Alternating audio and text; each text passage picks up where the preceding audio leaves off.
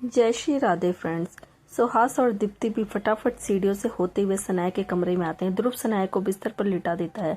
शनाया शनाया आंखें खोलो शनाया। शनाया बेहोश हो चुकी थी। तभी ध्रुव फटाक से डॉक्टर को कॉल लगाता है। Hello doctor. करीब एक हफ्ता गुजर चुका था लेकिन शनाया की हालत अब तक ठीक नहीं हुई थी। वो कॉलेज के पार्क में अकेली बैठी हुई थी और उसके हाथ में उसका फोन था जिसमें वो कुछ फोटोज देख रही थी। उसका चेहरा बहुत मुरझाया हुआ था, जैसे उसके चेहरे का सारा ग्लो चला गया। और शनाया अपने फोन में पूरब और आध्या की फोटोज देख रही थी। बहुत सारी ऐसी फोटोज थी जहां उसका सारा फ्रेंड सर्कल था। एक फोटो में जब शनाया और पूरब एक दूसरे के करीब खड़े होकर सेल्फी ले रहे थे। दोनों कैमरे की तरफ देखकर मुस्कुरा रहे थे। उदास नजरों से पूरब की तरफ देख रही थी। शनाया देखती है कि उसने थोड़ा सा पीछे खड़ी हुई आध्या शनाया की आंखों से आंसू टपक जाते हैं और फोन के स्क्रीन पर गिर जाता है। मानो कि तुम दोनों ने मुझे बहुत बड़ा धोखा दिया जिसके लिए शायद तुम लोगों को मैं कभी माफ न कर पाऊं। लेकिन मैं ये कभी नहीं चाहती थी कि तुम दोनों मर जाओ। क्या तुम लोग लौट कर वापस नहीं आ सकते? प्लीज वापस लौट कर आ जाओ ना पूरब, आध्या please. I love you both, please वापस लौट कर आओ। शनाया फोन को अपने सीने से लगाकर रखती है। उसे वह सारे पल याद आते हैं जो उसने पूरब और आध्या के साथ बिताए थे, खास करके आध्या के साथ बिताए हुए सारे लम्हे। आध्या उसकी बेस्ट फ्रेंड थी। अपने पापा के मरने के बाद शनाया बिल्कुल अकेली हो चुकी थी, क्योंकि माँ से तो उसे प्यार की उम्मीद थी ही नहीं और ना ही कभी उसकी माँ ने उसे वह प्यार दिया जिसके लिए वह हमेशा तरसती रही। उसे समय एक आध्या थी जो उससे प्यार करती थी, उसे समझती थी, उसे संभालती थी। इसलिए तो उसे पूरब के धोखेबाज होने पर इतना दुख नहीं हुआ जितना कि आध्या के धोखेबाज होने पर हुआ, क्योंकि आध्या उसके लिए उसकी बहन जैसी थी। वह उन दोनों से सारे रिश्ते तोड़ देना चाहती थी, पर वह कभी नहीं चाहती थी कि यह दोनों इस दुनिया को छोड़कर चले जाए। शनाया को बहुत अकेला महसूस हो रहा था। उसका दिल खालीपन से भर गया था। एक पल में ही जैसे उसका सब कुछ छिन गया हो, कुछ भी नहीं बचा उसके पास। आशुतोष और ललिता दूर से खड़े शनाया को देख रहे थे। ललिता आशुतोष से बोली, शनाया बहुत दुखी है, हमें उसके पास चलना चाहिए। आशुतोष ने मना करते हुए कहा, नहीं, रहने देते हैं, इस वक्त उसे अकेला छोड़ देना ही सही होगा। हमारे पास वह इस तरह खुलकर रो नहीं पाएगी। रोने से दुख हल्का होता है, रहने दो उसे, जी भर के रो लेने दो, हम उसके बाद उसे संभाल लेंगे। ललिता आशुतोष से बोला, पागल हो गई हो क्या? ये उन लोगों के लिए रो रही है जिन्होंने इसे धोखा दिया। मुझे तो उसके बॉयफ्रेंड पर शुरू से ही शक था, लेकिन इसी की बेस्ट फ्रेंड के साथ मिलकर उसने शनाया को चीट किया। This is disgusting. आशुतोष से गहरी सांस लेकर बोला, हाँ यह तो है। जब हम हमारे पुराने कॉलेज में साथ पढ़ते थे तो मैंने अच्छे से देखा था कि किस तरह से शनाया और आध्या पूरा पूरा दिन साथ में बिताते थे। आइडिया भी नहीं था कि पूरब आध्या के साथ मिलकर उसे चीट करेगा। दोनों एक दूसरे के बिना नहीं रह पाते थे। पूरब के आने के बाद शनाया ज्यादातर वक्त पूरब के साथ बिताने लगी थी। उसे ललिता आशुतोष की तरफ देखकर बोली, तुम भी शनाया को पसंद करते हो ना? ललिता की बात सुनकर आशुतोष थोड़ा ऑकवर्ड होकर बोला, क्या मतलब? ऑफ कोर्स वह मेरी बहुत अच्छी दोस्त है। पूरे कॉलेज में सिर्फ वही मेरी इकलौती दोस्त थी जो मुझसे बात करती थी, वरना सब लोग मुझे बस परेशान करने में लगे रहते थे। ललिता हल्का सा मुस्कुराकर बोली, इसलिए तुम्हारे दिल में शनाया के लिए इतना सॉफ्ट फीलिंग है ना? यह सुनकर आशुतोष के गाल हल्के से लाल हो जाते हैं और वह भी हल्का सा मुस्कुरा देता है। कुछ देर दोनों वहीं पर खड़े होकर शनाया की तरफ देखते हैं जो अब भी रो रही थी। उसके बाद वह लोग वहां से यह सोचकर चले जाते हैं कि उन्हें शनाया को ठीक होने के लिए थोड़ा वक्त देना चाहिए और उसे डिस्टर्ब नहीं करना चाहिए। ध्रुव शनाया को आसपास ढूंढ रहा था। वह क्लास में भी जाकर देखता है पर उसे वह नहीं मिलती। वह उसे हर जगह ढूंढता है पर उसे शनाया कहीं पर भी नहीं मिलती। फाइनली वह कॉलेज वाले अपने कमरे में चला जाता है और सोफे पर लेट जाता है। वह शनाया को कॉल लगाता है पर शनाया कॉल नहीं उठाती। वह डेस्परेटली शनाया से बात करना चाहता था। वह जानना चाहता था कि शनाया बहुत दुखी है। वह उसे हिम्मत देना चाहता था, पर शनाया इस वक्त किसी को अपने पास नहीं आने देना चाहती थी। इसलिए उसने ध्रुव को भी अपने पास आने से मना कर दिया। ध्रुव अपने चेहरे पर अपना हाथ फेरते हुए बोला, शनाया आई होप कि तुम जल्दी ठीक हो जाओ। I can't see you this much day sad. वह आंखें बंद करके लेटा हुआ था, तभी अचानक से उसे शनाया की आवाज सुनाई दी। ध्रुव ध्रुव अपनी आंखें खोलकर देखता है तो वहां पर शनाया उससे थोड़ी दूरी पर खड़ी हुई थी। शनाया को देखकर ध्रुव की आंखों में चमक आ जाती। शनाया वह उठता है और उसके पास जाकर उसे हक कर लेता। ओह माय गॉड, तुम्हें आइडिया भी नहीं है कि मुझे कितनी टेंशन हो रही थी। कुछ देर हक करने के बाद ध्रुव शनाया के चेहरे को अपने हाथों में लेकर बहुत प्यार से बोला, तुम अब ठीक हो? You have no idea how much I am worried about you. Shanaya हक ब्रेक करते हुए ध्रुव से बोली, मैं ठीक हूँ। एक्चुअली बाहर कॉरिडोर में कोई तुम्हारे बारे में पूछ रहा है तो तुमसे कोई मिलना चाहता है, इसलिए मैं उसे यहाँ लेकर आई हूँ। शनाया की बात सुनकर ध्रुव थोड़ा कंफ्यूज हो जाता है। मुझसे मिलना चाहता है? लेकिन कौन? शायद सनाया दरवाजे की तरफ इशारा करती है। तभी वहां पर कोई इंसान आता है जिसे देखकर ध्रुव की आंखें बढ़ी जाती है और अगले ही पल उसके एक्सप्रेशन बहुत ज्यादा डार्क हो जाते हैं। दरवाजे पर कोई और नहीं बल्कि ध्रुव की माँ खड़ी हुई थी। अपनी माँ को अपनी आंखों के सामने देख ध्रुव गुस्से में अपनी मुट्ठियों को जोर से कस लेता है और उसकी आंखों में नफरत उतर आती है। शनाया ध्रुव के एकदम से बदले हुए एक्सप्रेशन को नोट कर लेते हैं। उसे समझ में नहीं आता कि वह इस औरत को इतना गुस्से में क्यों देख रहा है। क्या यह उसे जानता है? और यह औरत कौन है? वह औरत कमरे के अंदर आती है। हल्की सी नरम आवाज में वह ध्रुव से बोली, कैसे हो तुम ध्रुव? उस औरत को देखकर ध्रुव का दिमाग खराब होने लगता है। वह औरत अब पहले जैसी नहीं रही।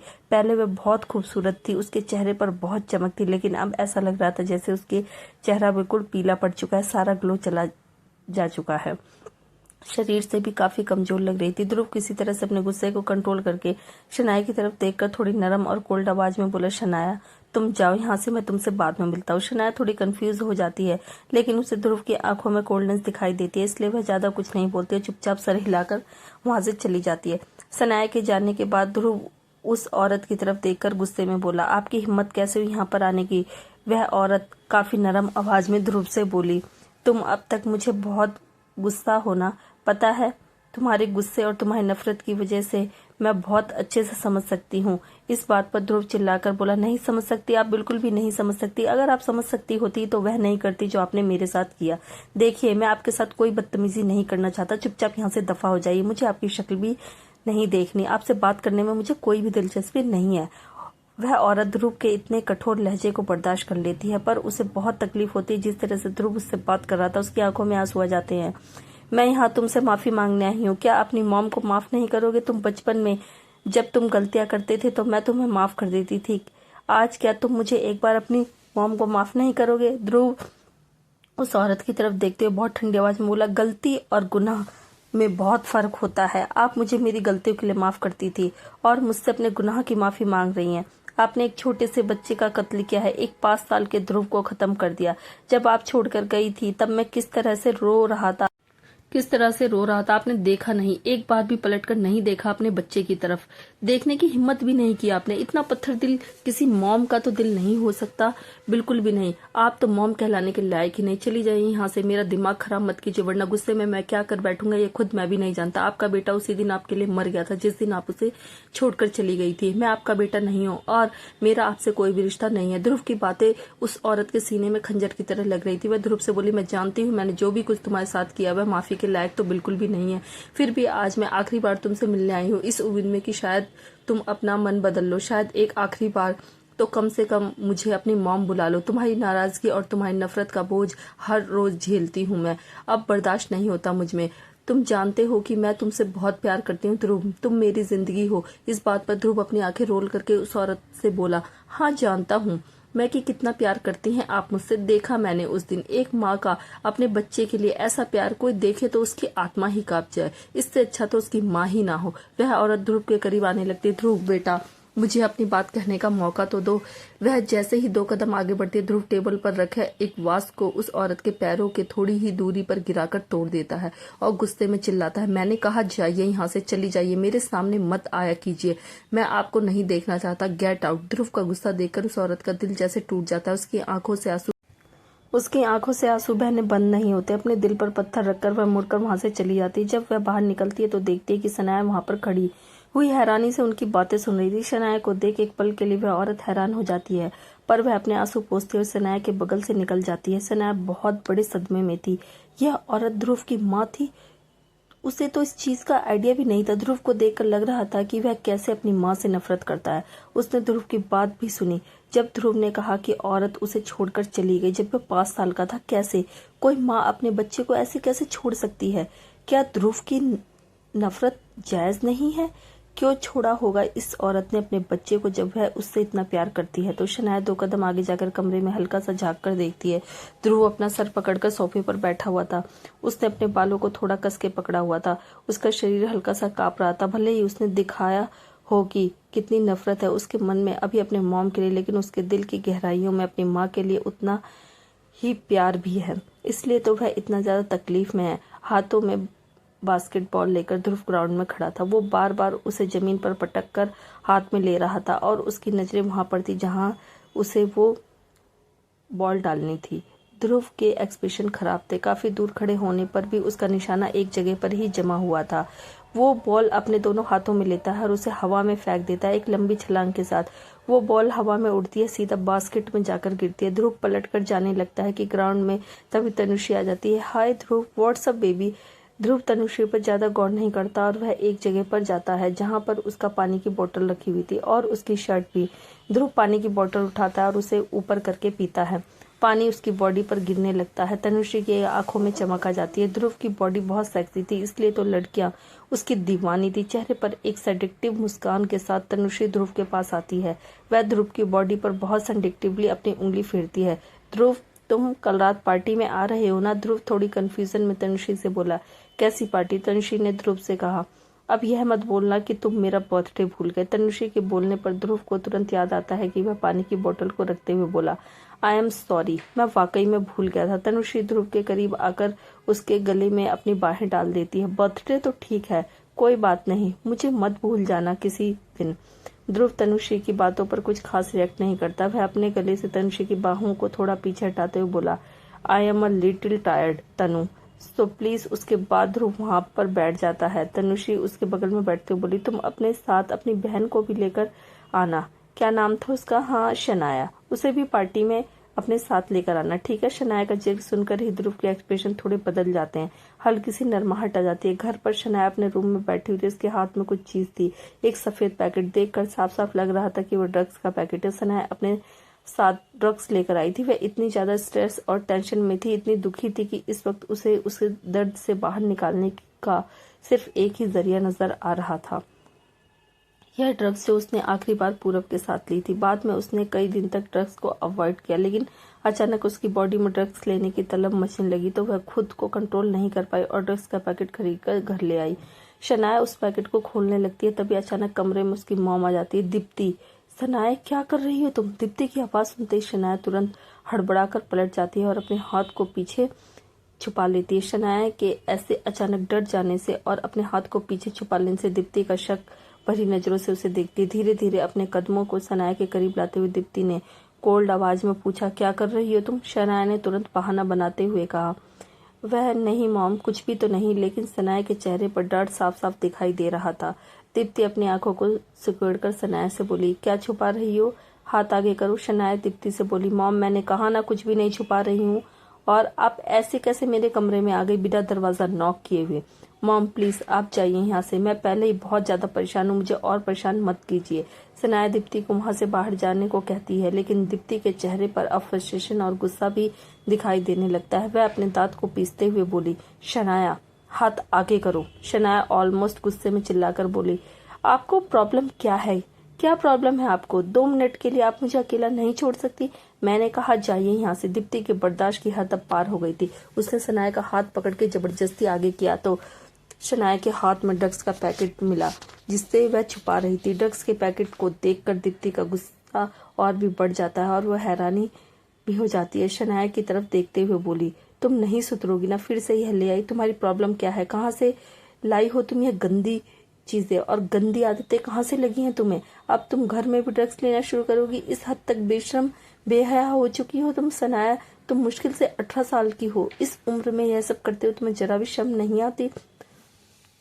शनाया गुस्से में अपनी मॉम से बोली, शर्म? मुझे शर्म क्यों आनी चाहिए मॉम? शर्म तो आपको आनी चाहिए। मत भूलिए कि मुझे अगर यह गंदी आदत लगी है तो इसका इकलौता कारण सिर्फ आप है, सिर्फ आप। ध्रुव हाथ में कुछ किताबें लेकर शनाया के कमरे की तरफ आता है, पर दीप्ति और शनाया की आवाज सुनकर उसके कदम वहीं पर रुक जाते हैं और वह बाहर से ही उन दोनों की बातें सुनता है। दीप्ति शनाया के गाल पर खींचकर तमाचा मारती है।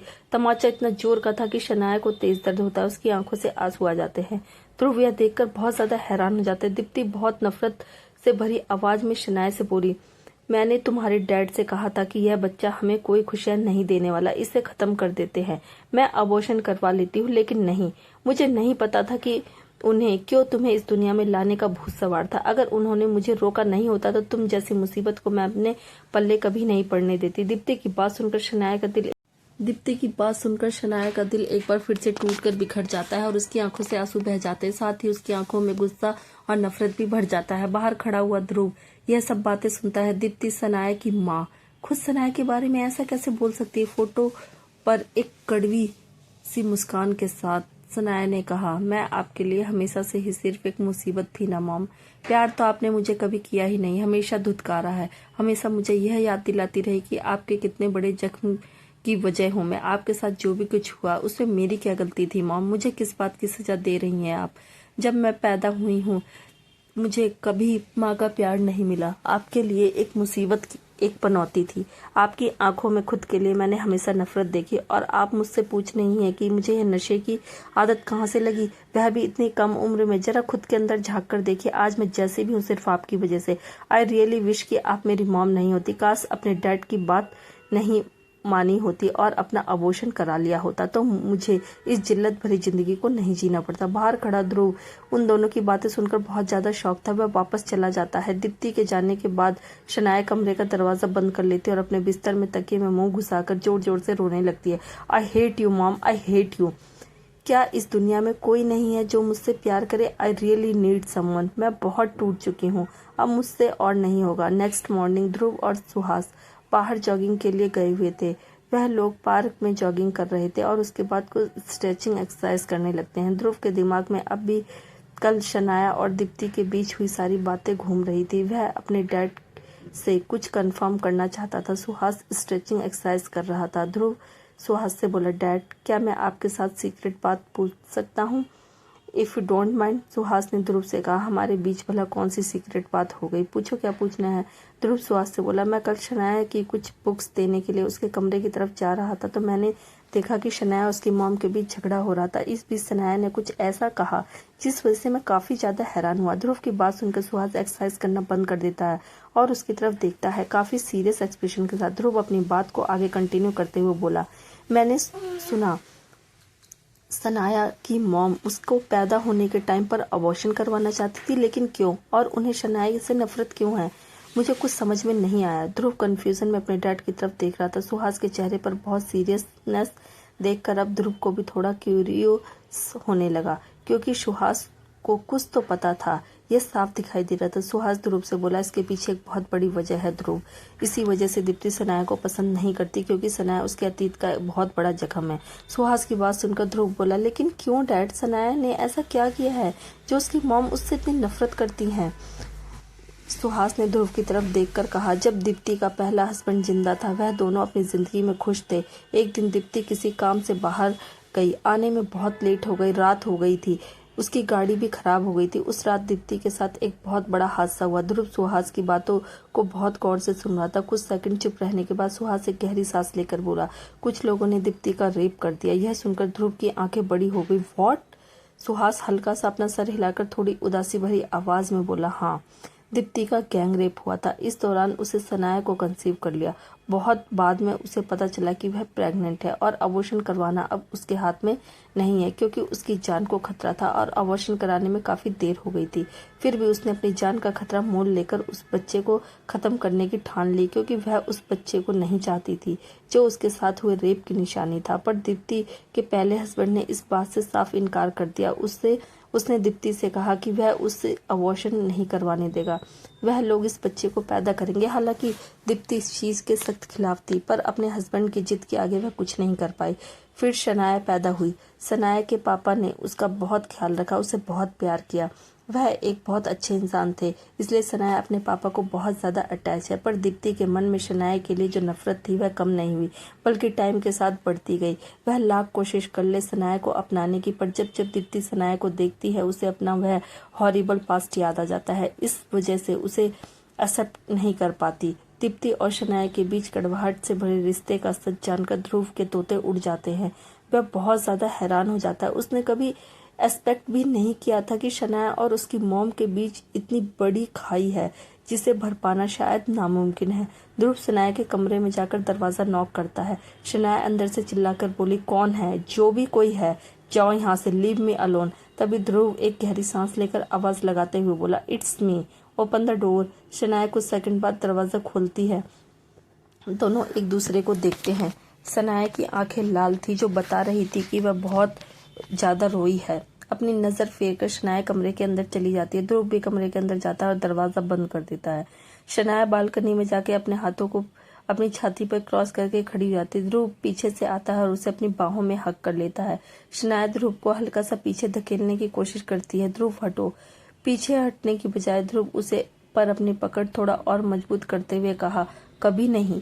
शनाया थोड़ा परेशान होकर बोली है, ध्रुव प्लीज हट जाओ, मुझे परेशान मत करो। ध्रुव शनाया से बोला, मैं तुम्हें परेशान नहीं कर रहा हूँ, तुम्हारी परेशानी को कम करने की कोशिश कर रहा हूँ। शनाया कुछ नहीं बोलती, बस बाहर की तरफ देखती रहती है। ध्रुव कुछ देर इसी तरह से शनाया को हक किए रहता है।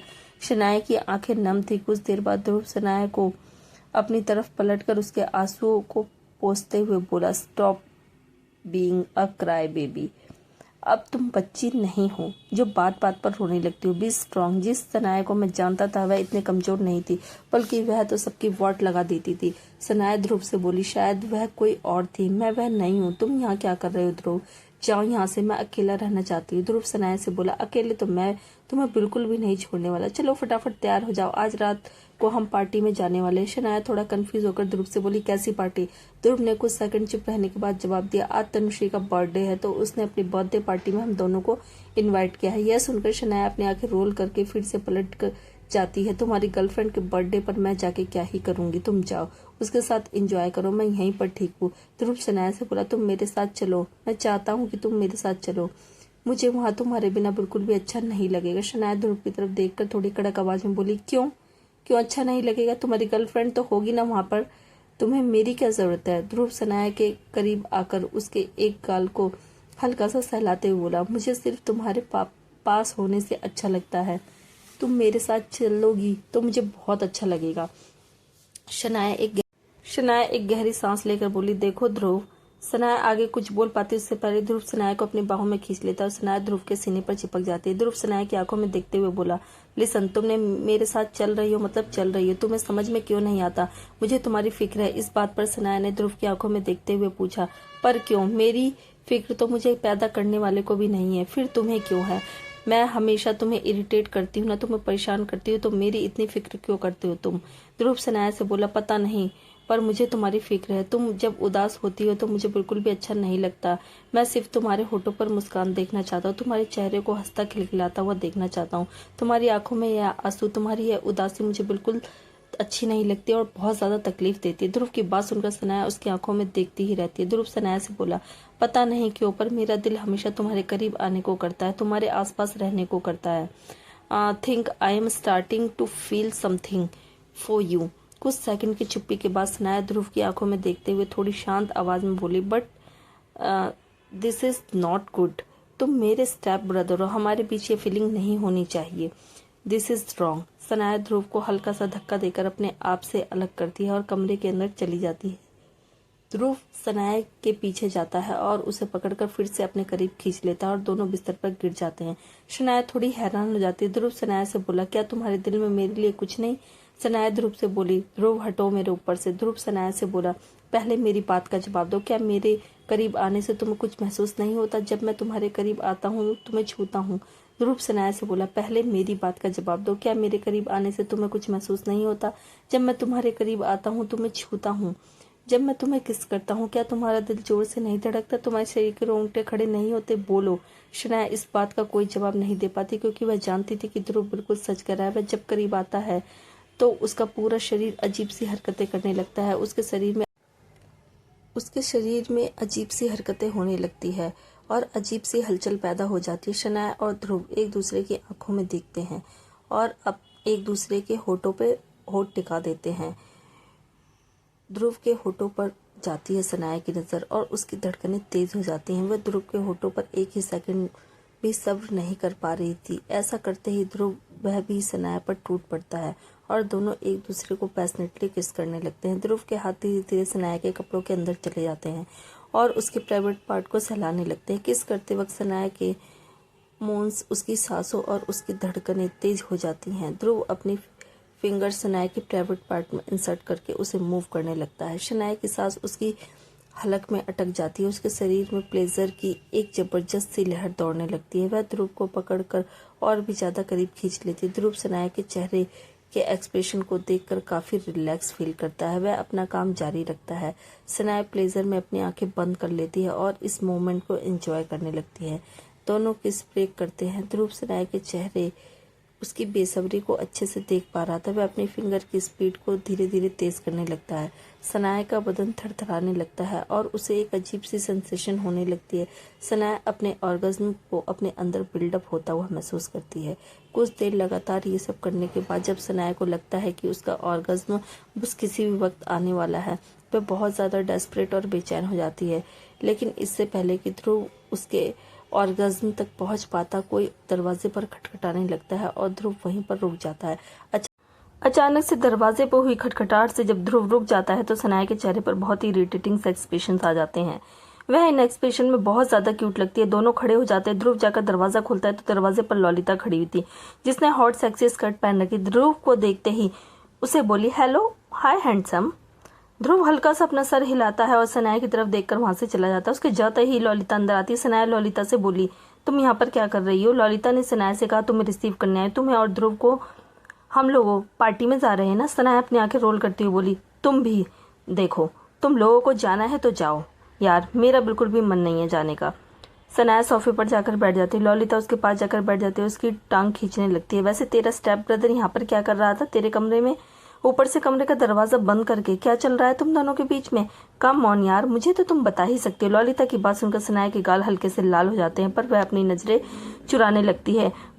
ऐसा कुछ नहीं है, वह बस मुझे पार्टी में ले जाने के लिए बोलने आया था, लेकिन मेरा मन नहीं है। ललिता सनाया के कंधे पर हाथ रख के करीब खींचते हुए बोली, सच सच बता, मुझे मनाने के लिए उसने क्या किया? ललिता की बात सुनकर शनाया खड़ी होते हुए बोली, क्या तुम भी? ललिता खड़ी होकर शनाया की अलमारी खोलते हुए बोली, मैं तेरे लिए अच्छी सी ड्रेस निकालती हूँ, फटाफट से पहनकर तैयार हो, तू मेरे साथ चल रही है और यह फाइनल है। थोड़ी ही देर में ध्रुव, सनाया और ललिता तीनों गाड़ी से नीचे उतरते हैं। सनाया ने ब्लैक कलर की स्कर्ट शर्ट पहन रखी थी। उसके बाल खुले हुए थे, चेहरे पर हल्का सा मेकअप, बहुत ज्यादा प्रिटी लग रही थी। ध्रुव की नजरें तो हट ही नहीं रही थी सनाया पे से। पूरे रास्ते सब लोग पार्टी हॉल में एंट्री करते हैं। वहां पर जबरदस्त बर्थडे पार्टी चल रही थी। कॉलेज के सारे बच्चे आए हुए थे और मौज मस्ती कर रहे थे। म्यूजिक भी जोर शोर से बज रहा था। सब लोग ड्रिंक कर रहे थे, एंजॉय कर रहे थे। उनके अंदर आते ही तनुश्री ध्रुव के पास आती है। ध्रुव, ओ माय गॉड, फाइनली तुम आ गए, मैं कब से तुम्हारा इंतजार कर रही थी। उसके बाद वह ध्रुव को हग करती है और उसके गाल पर किस करती है। ध्रुव थोड़ा ऑकवर्ड होकर मुस्कुराकर बोला, हैप्पी बर्थडे। उन दोनों को इतना करीब देखकर सनाया के चेहरे पर इरिटेटिंग से एक्सप्रेशंस आ जाते हैं। ललिता हल्का सा सनाया के कान में फुसफुस कर बोली, कहीं से जलने की बू आ रही है। सनाया हल्की सी तीखी नजरों से ललिता को देखती। तनुश्री सनाया से मिलती है। Hello Sanaya, finally you are here. तुम्हारे बॉयफ्रेंड के बारे में पता लगा, सो सैड। मैंने ही ध्रुव से कहा था कि तुम्हें भी पार्टी में लेकर आए, इसी बहाने से तुम्हारा थोड़ा मन भी बहल जाएगा। तनुश्री की बातों से सनाया कुछ खास रिएक्ट नहीं करती। वह बस उसे इतना कहती है कि थैंक्स, हैप्पी बर्थडे। उसके बाद वो ललिता के साथ वहां से चली जाती है। तनुश्री ध्रुव को लेकर चली जाती है। जाते जाते ध्रुव की नजरें सनाया पर टिकी हुई थी। सब लोग पार्टी में एंजॉय करने लगते हैं। तनुश्री के केक कटिंग के बाद जबरदस्त पार्टी शुरू हो जाती है। एक कोने में कुछ लोग खड़े सनाया को बहुत तीखी नजरों से देख रहे थे। यह वही लोग थे जिन लोगों को सनाया ने कॉलेज में पहले दिन मारपीट करके सबक सिखाया था। वह सनाया से बदला लेने का बस मौका ढूंढ रहे थे। तभी तनुश्री उनको ज्वाइन करती है। Hello guys, enjoying the party. वह सब लोग तनुश्री की तरफ देखते हैं। उनमें से एक लड़के ने तनुश्री से कहा, इस लड़की को यहाँ पर किसने बुलाया? तुमने बहुत अच्छा किया, हम काफी वक्त से इससे हिसाब किताब चुकता करना चाहते थे।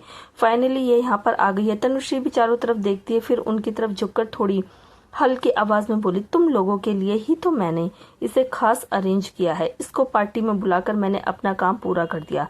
अब आगे इसके साथ क्या और कैसे तुम लोगों को जो करना है करो, यह सब तुम देख लो, लेकिन हाँ, सब कुछ बहुत सावधानी से करना। ध्रुव भी यहाँ पर है, अगर उसे जरा सा भी शक हुआ तो प्रॉब्लम हो जाएगी। इस बात पर इस ग्रुप में खड़ी एक लड़की ने कहा, डोंट वरी तनुश्री, इसे यहाँ पर बुलाकर हमें यह मौका देने के लिए थैंक यू वेरी मच। हम आगे बहुत सावधानी से इसे ठिकाने लगाएंगे, किसी को कानो कान खबर भी नहीं लगेगी। बहुत स्मार्ट बन रही थी ना यह। इसने हम लोगों को पूरा कॉलेज में बेइज्जती की। अब इसका जो होगा ना, उसका तमाशा पूरा कॉलेज तो क्या पूरा शहर देखेगा। तनुश्री तिरछी सी मुस्कान के साथ उन लोगों से बोली, ऑल द बेस्ट गाइस। यह बोलकर वह वहां से चली गई। ध्रुव अपने कुछ फ्रेंड के साथ खड़ा हुआ था।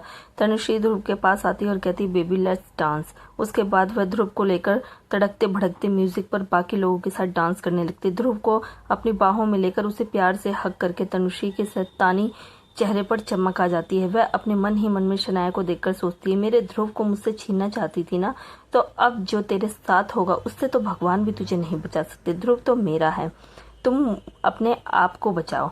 ललिता ड्रिंक कर रही थी। ललिता ड्रिंक लेकर आती है। Dear you go ma'am. Sanaya एक ड्रिंक ले लेती है। ललिता ड्रिंक एंजॉय करते हुए देखती है कि सनाया किसी को बहुत अजीब नज़रों से देख रही थी। जब ललिता उसकी नज़रों को फॉलो करती है तो उसकी नज़र ध्रुव और तनुश्री पर पड़ती है, जो एक दूसरे की बाहों में बाहें डालकर डांस करते हैं। उन्हें इस तरह डांस करता हुआ देख ललिता एक गहरी सांस लेकर बोली, रिलैक्स ब्रो, वो सिर्फ उसके साथ डांस कर रहा है। वैसे ध्रुव की आंखों में तुम्हारे लिए जो नोट किया है वह मैंने अभी तक उसकी गर्लफ्रेंड के लिए भी नोट नहीं किया। You are special for him. Party में सनाया काफी बोर हो रही थी और खास करके ध्रुव तनुश्री का करीब होना तो उसे बिल्कुल भी देखा नहीं जा रहा था। ऐसा लग रहा था जैसे तनुश्री ने जानबूझकर उसे यहाँ पर बुलाया है सब कुछ दिखाने के लिए। आखिर वह साबित क्या करना चाहती है? शनाया को तो लग रहा था कि तनुश्री जानबूझकर उसे जला रही है। वह इरिटेट हो जाती है। बाहर आकर वह अपनी सिगरेट निकालती है और लाइटर के साथ उसे जलाकर आराम से धुएं को अपने अंदर भरती है और वहां पर अकेली खड़ी आसमान की तरफ देख रही थी और सिगरेट का कष्ट लिए जा रही थी। तभी अचानक कोई पीछे से आकर शनाया के मुंह पर हाथ रखकर उसे वहां से ले जाता है। शनाया एकदम से अपने ऊपर हुए इस हमले से चौंक जाती है। वह छटपटाने की कोशिश करती है, अपने मुंह पर ऊपर हाथ रखे हुए हाथों को हटाने की कोशिश करती है, लेकिन धीरे धीरे वह बेहोश होने लगती है। वैसे तो सनाया काफी स्ट्रांग थी, पर इस वक्त जैसे उसके शरीर में ताकत ही नहीं बची थी, क्योंकि उसके हाथ में रुमाल था जिसके ऊपर क्लोरोफॉर्म लगा हुआ था। जिसे सूंघने के बाद सनाया जल्द ही बेहोश हो जाती है। ध्रुव पार्टी में बिल्कुल एंजॉय नहीं कर पा रहा था, पर तनुश्री की वजह से उसे जबरदस्त पार्टी अटेंड करनी पड़ रही थी। जबरदस्ती की पार्टी अटेंड कर रहा था, वो भी सिर्फ तनुश्री की वजह से। वह इधर उधर देख रहा था जैसे उसकी नजरें बड़ी बेसब्री से किसी को ढूंढ रही हो, किसी का चेहरा देखने के लिए तड़प रही हो। बहुत सारे लोग थे वहां पर जो एंजॉय कर रहे थे, पर ध्रुव की नजरें तो किसी खास को ढूंढने में लगी हुई थी। तनुश्री उसके बगल में खड़ी हुई ध्रुव के सीने पर हाथ रखती है, जिस वजह से ध्रुव तनुश्री की तरफ देखता है। तो तनुश्री ध्रुव से पूछती है, क्या क्या हुआ? कहीं खोए खोए से लग रहे हो। ध्रुव बात को थोड़ा बदलते हुए बोला, नहीं कुछ नहीं, बस ऐसे ही काफी शानदार पार्टी रखी है तुमने। तनुश्री अपनी आंखें रोल करते हुए बोली, काम ऑन ध्रुव, मेरी पार्टी के चर्चे तो पूरे शहर में है, यह बात तुम अच्छे से जानते हो। बाय द वे, आज रात को तुम क्या मेरे साथ रुक सकते हो? हम पार्टी के बाद आफ्टर पार्टी एंजॉय करेंगे, तुम और मैं। यह बोलकर तनुश्री ध्रुव के करीब आकर बहुत संदिग्ध तरीके से उसके सीने पर उंगली घुमाने लगती है। ध्रुव उसकी उंगली को थोड़ा पीछे करते हुए बोला, वह आज मेरा ऐसा कोई भी प्लान नहीं है, क्योंकि मुझे घर जाना है, एक इम्पोर्टेंट काम है डैड को मुझसे, तो उन्होंने मुझसे कहा है कि मुझे कल सुबह सुबह उनके साथ ऑफिस निकलना है, तो मैं जल्दी जाकर सोना चाहता हूँ। ध्रुव बहाना मारकर टाल देता है, क्योंकि वह बिल्कुल भी रात को यहाँ पर रुकने वाला नहीं था। तनुश्री समझ तो जाती है कि ध्रुव उसे अवॉइड करने की कोशिश कर रहा है, पर वह किसकी वजह से कर रहा है उसका इंतजाम ऑलरेडी वो कर चुकी थी, इसलिए उसके चेहरे पर अपने ही प्लान की कामयाबी की खुशी साफ झलक रही थी, पर उसे ध्रुव नहीं देख पा रहा था। इट्स ओके ध्रुव, हम फिर कभी नाइट आउट कर लेंगे। थोड़ी ही देर में ध्रुव को ललिता दारू के नशे में किसी लड़की के साथ झूमती हुई नजर आती है। ध्रुव किसी भी तरह से तनुश्री के पीछा छुड़ाकर ललिता के पास आता है और उसका हाथ पकड़कर थोड़ा साइड में खींच लेता है। What are you doing dude? Dhruv Lalita से थोड़ी डेस्परेशन भरी आवाज में बोला, सनाया कहीं दिखाई नहीं दे रही, तुमने उसे देखा क्या? कहाँ पर है वह? ललिता ने शराब की घूंट लेते हुए कहा, मुझे क्या पता यार, तुम्हारे पास फोन नंबर नहीं है क्या उसका? फोन करके पूछ लो, यहीं कहीं होगी, एंजॉय कर रही होगी किसी के साथ। ललिता यह सब जानबूझकर बोलती है, किसी के साथ एंजॉय कर रही होगी, जिसे सुनकर ध्रुव के एक्सप्रेशन थोड़े खराब हो जाते हैं। वह अपना फोन निकालता और शनाया को कॉल लगाता, पर शनाया का फोन बाहर उस जगह पर गिरा हुआ था जहां पर वह लोग उसे अगवा करके ले गए थे। फोन लगातार बज रहा था। ध्रुव डेस्परेट हो रहा था क्योंकि सनाया फोन नहीं उठा रही थी। वह खड़ी अनोइंग सी आवाज में बोला, यह सनाया फोन क्यों नहीं उठा रही? कहीं वह सच में किसी के साथ नहीं? ऐसा नहीं हो सकता ध्रुव, ऐसा नहीं हो सकता। ध्रुव को वो पल याद आता है जब सनाया कैसी हालत में उसके कमरे में आई थी और दोनों ने एक साथ रात गुजारी थी। इस बात से यह तो कन्फर्म हो गया था सनाया नशे में खुद पर काबू नहीं कर पाती। ऐसे में ध्रुव नहीं चाहता था कि कोई भी साला कमीना हरामी उसके नशे में होने का कोई फायदा उठा ले। वो ऐसा होने भी कैसे दे सकता था, कोई दूसरा इंसान सनाया को छू भी ले। यह सोचकर ही ध्रुव की आंखें डार्क हो गई थी। सनाया जब फोन नहीं उठाती तो काफी बेचैन हो जाता है। पूरी पार्टी में ढूंढने के बाद उसे सनाया नहीं मिलती, लेकिन वो सनाया को लगातार कॉल कर रहा था। तभी एक कपल आपस में जबरदस्त तरीके से किस कर रहे थे। वह उस जगह पहुंचता है तो ध्रुव अकेले में, जहां पर सनाया का फोन गिरा हुआ था, बज रहा था। वह दोनों एक दूसरे को धुआंधार किस कर रहे थे और काफी नशे में लग रहे थे। तभी अचानक उन्हें फोन के बजने की आवाज सुनाई देती है। तो वह लड़की एकदम से किस करना बंद करके बोली, तुम्हें कि कहीं फोन बजने की आवाज आ रही है क्या बेबी? तुम्हारा फोन बज रहा है क्या? वह लड़का तुरंत अपना फोन चेक करते हुए बोला, काफी नशे भरी आवाज में, नहीं तो मेरा तो फोन नहीं बज रहा। तभी वह लोग देखते हैं कि बगल में एक फोन गिरा हुआ है जो बज रहा है। ये किसका फोन है? वह लड़का झुककर फोन उठाता है तो देखता है कि कोई इस फोन नंबर पर फोन कर रहा है। स्क्रीन पर नाम लिखा हुआ था रास्कल। यह नाम पढ़कर वह लड़का थोड़ा अम्यूजमेंट के साथ उसे देखता है। रास्कल लगता है डेविल हेवन से फोन कर रहा है। वह लड़की के पास आकर बोली, डेविल हेवन में नहीं होते बेवकूफ, वह हेल में होते हैं। वह लड़का भी उस लड़की की बात पर हंसते हुए कॉल उठा लेता है। Hello mister devil. जब सनाया का फोन एकदम से रिसीव किया जाता है तो ध्रुव फटाक से बोलने ही वाला होता है कि सामने से उसे एक लड़के की आवाज सुनाई देती है। इसे सुनकर वो चौंक जाता है और एक बार फिर से चेक करता है कि कहीं उसने कहीं गलती से किसी और के पास तो कॉल नहीं लगा दी। लेकिन देखता है उसने सनाया के नंबर पर ही कॉल किया है। तो फिर उसका फोन किसी लड़के के पास क्या कर रहा है? क्या ललिता सही बोल रही थी? सनाया इस वक्त किसी लड़के के साथ कहीं किसी कोने में। ओ माय गॉड, यह सोचकर ही ध्रुव को गुस्सा आने लगता है। वह फोन पर कुछ सेकंड बोला नहीं तो सामने वाला आदमी थोड़ा कंफ्यूज होकर फोन की स्क्रीन पर देखता है कि कहीं कॉल कट तो नहीं गई, लेकिन कॉल चल रहा था। तो फिर वह फिर से बोला, हेलो। जब बात नहीं करनी थी तो फोन क्यों किया भाई? तभी सामने से ध्रुव की आवाज आती है, कौन हो तुम? यह फोन जिसका है वह कहाँ पर है? उसने मेरी बात कराओ अभी। ध्रुव बहुत गुस्से भरी आवाज में बोला। उस लड़के ने कहा, अरे भाई मुझे क्या पता ये फोन किसका है, मुझे यहाँ पर बाहर गिरा हुआ मिला तो मैंने उठा ली। यह सुनकर ध्रुव अपनी आईब्रोज को सिकोड़ लेता है। उसके एक्सप्रेशन थोड़े खराब हो जाते हैं। गिरा हुआ मिला मतलब? क्या मतलब है तुम्हारा? उस लड़के ने जवाब दिया, मतलब कुछ नहीं। अगर यह फोन तुम्हारा है तो आकर ले जाओ इसे, वरना मैं फेंक दूंगा इधर। ध्रुव उस लड़के से बोला, तुम इस वक्त कहाँ पर हो? लड़के ने जवाब दिया, बंगले के बाहर। ध्रुव फटाफट बंगले के बाहर जाता है। वह जल्दी जा रहा था और हजम नहीं कर पा रहा था। सनाया का फोन उसे गिरा हुआ कैसे मिल सकता है? सनाया अपने फोन के पास क्यों नहीं है और सनाया का फोन सनाया के पास क्यों नहीं है? बाहर जाकर वह देखता है कि एक लड़का लड़की वहां पर खड़े हुए थे। उनके पास पहुंचकर वह उस लड़के से बोला, वह फोन कहाँ है? वह लड़का फोन देते हुए बोला, ये लो। ध्रुव को फोन देता है तो ध्रुव हैरान हो जाता है। ये वाकई में सनाया का फोन था। उस लड़के के साथ जो लड़की खड़ी थी वह सनाया नहीं थी, तो सनाया कहाँ है? ध्रुव का अब सनाया के लिए अचानक ही बहुत टेंशन होने लगती है। वह इधर उधर देखता है पर सनाया उसे कहीं भी दिखाई नहीं देती। ध्रुव अपने मन ही मन में बहुत चिंता में सोचता है, सनाया कहाँ जा सकती है और उसका फोन यहाँ पर क्यों गिरा हुआ है? मुझे कुछ अच्छी फीलिंग नहीं आ रही। I have to find her Sanaya. Dhruv को डर लग रहा था कि कहीं उसका डर सच ना हो जाए, कहीं वाकई में नशे की हालत में कोई उसका फायदा उठाने के लिए कहीं पर ले तो ना गया हो। अगर ऐसा हुआ तो एक बात तो पक्की थी, ध्रुव उस इंसान को छोड़ने वाला तो बिल्कुल भी नहीं था। ध्रुव चारों तरफ ढूंढता है पर उसे सनाया का नामो निशान तक नहीं मिलता। अब वह थोड़ी टेंशन में आ जाता है। ओ माय गॉड सनाया, तुम कहाँ पर हो? कहाँ ढूंढूं मैं तुम्हें? तकरीबन 1 घंटे बाद सनाया को थोड़ा होश आता है। उसका सर घूम रहा था। अपने सर को पकड़ते हुए जैसे तैसे करके वह अपनी आंखें खोलती है और पाती है कि वह एक अंधेरे कमरे में है जहाँ पर थोड़ी बहुत लाइट थी। सनाया देखती है कि उसके हाथ बंधे हुए हैं और पैर भी। वह जमीन पर गिरी हुई थी। वह हैरान थी कि वह यहाँ पर कैसे पहुंची। तभी उसे याद आता है कि किसी ने उसे बेहोश किया था और खींचकर पार्टी से ले गया था। पर वह कौन हो सकता है? वह जैसे तैसे करके सनाया उठने की कोशिश करती है और वह बंधे हुए हाथ और पैर से बड़ी मुश्किल से जमीन से उठकर बैठ पाती है। तो चारों तरफ देखती है, ये कौन सी जगह है और मुझे यहाँ पर लेकर क्यों आया गया है? सनाया देखती है कि उसके हाथ पैर बंधे। यह देखकर तो वह और भी ज्यादा हैरान हो जाती है और छटपटाकर उन्हें खोलने की कोशिश करती है। मेरे हाथ पैर किसने बांधे हैं? सनाया आसपास देखकर जोर से चिल्लाती है, कोई है यहाँ पर? कौन लेके आया है मुझे बांध कर क्यों रखा है? सनाया बार बार चिल्लाती। तभी अचानक उसे कुछ कदमों की आवाज अपनी तरफ चलने की आवाज सुनाई देती है और वह शांत हो जाती है। थोड़ी ही देर में कुछ लड़के और एक लड़की उसके पास आकर खड़े हो जाते हैं। सनाया उन्हें देखते ही पहचान लेती है, वही लोग थे जिसकी उसने धुनाई की थी। अब वह समझ रही थी कि उसे यहाँ पर कौन लेकर आया है और क्यों लेकर आया है। इसका मतलब वह एक बड़ी मुसीबत में पड़ने वाली है। To be continue. हर हर महादेव दोस्तों।